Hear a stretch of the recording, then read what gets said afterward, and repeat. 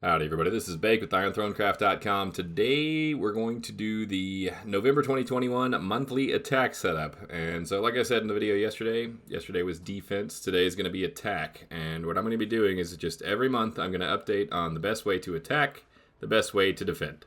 So, right now, this is going to be the attack setup. Attack setup hasn't changed much, but gear has come out recently that has changed it a little bit.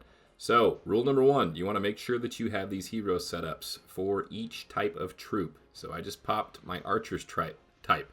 And if you have level 15 radiant gear, if you have one set of level 15 radiant gear, you want that to be your lead hero 100% of the time.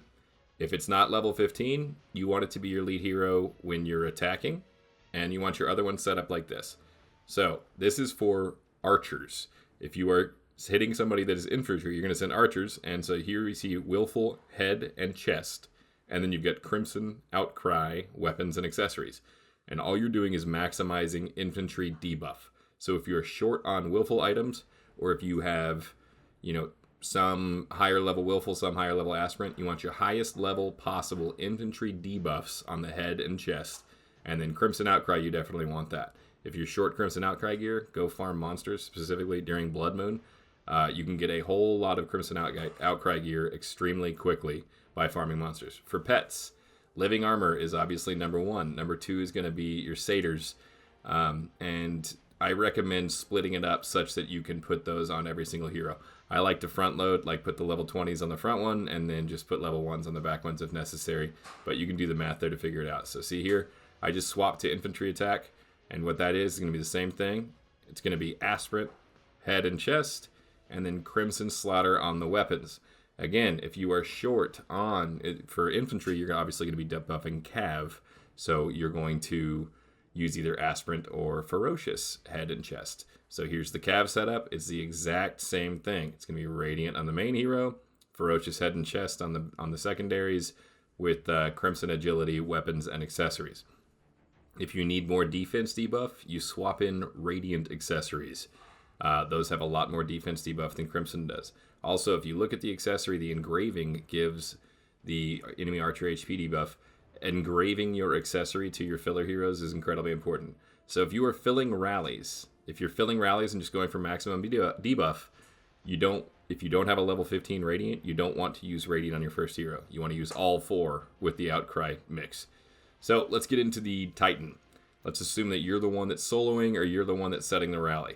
The number one most important runes for your Titan are going to be defense debuff and HP debuff. Number one, number two, most important by far and away, long shot. You can then swap in some rally attack, or you can swap in troop attack. What I actually like to do is I like to swap in 4 Titan runes here and hit their Titan harder, because I do a lot of soloing. And when you solo, if you have 4 Titan runes on and they're decent and you have a strong warlord, you can get a whole lot of Titan kills. So those Titan runes are pretty good. For your Titan skills, you're going to take all of the debuffs, the HP and defense debuffs specifically. Enemy troop HP, enemy troop defense debuff, and then you also want to take the troop attack where you can. Swapping over to Titan skills, what I like on the Titan skills is I like to take those, see the Titan attack, additional damage to tier 4, tier 5. I like to take those. I'm probably going to move some skills up to additional damage to tier 6 troops, just because there's a lot of people that have tier 6 meat now. So there's that.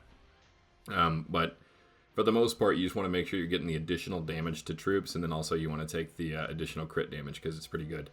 Also, when attacking, what's incredibly important is your Savior Titan.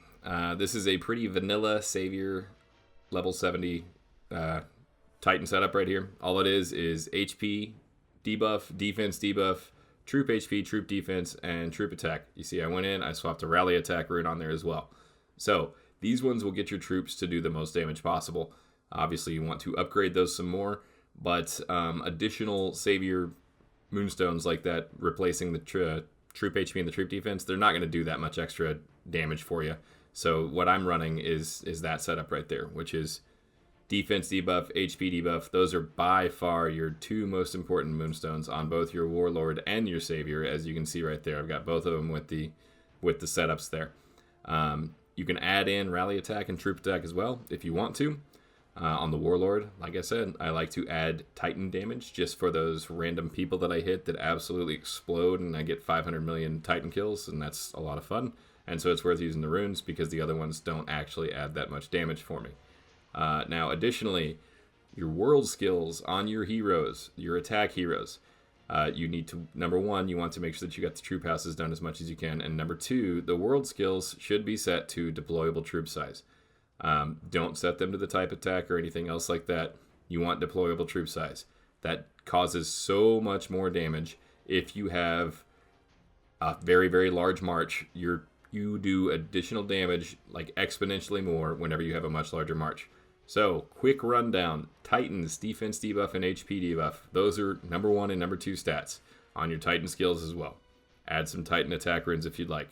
Set up your hero presets so that you can quickly swap between the debuff setups, whether you're filling or attacking. If you don't have level 15 Radiant and you are filling rallies, just use the hybrid setups. Hope that helped. You can check the article on the website. Like, subscribe, and you can expect a new video like this every single month. Thanks, folks.